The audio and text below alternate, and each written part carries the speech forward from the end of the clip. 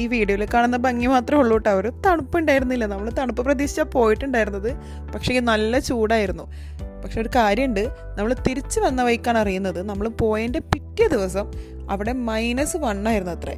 -1 മൂന്നാറിൽ മഞ്ഞ് വീഴുന്നത്രേ നമ്മൾ പോയതിൻ്റെ പിറ്റേന്ന്. അപ്പം നിങ്ങൾ നമ്മുടെ ഭാഗ്യം ഒന്ന് മനസ്സിലാക്കണം. നമ്മളെന്തായാലും അവിടെ പോയി അവിടെ നിന്ന് ഫുഡൊക്കെ കഴിച്ചു. അതിനുശേഷം ഉമ്മാനെയൊക്കെ നിർത്തി ഒരു ഫോട്ടോഷൂട്ട് സെക്ഷനൊക്കെ കഴിഞ്ഞു.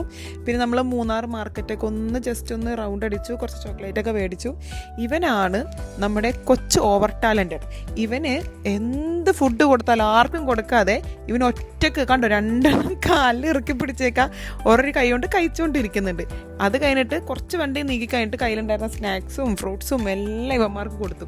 അതിനുശേഷം നമ്മുടെ ഗൂഗിളമ്മായി പറഞ്ഞു തന്ന വഴിയിലൂടെ പോകുന്നതാണ് നിങ്ങൾ കാണുന്നത്.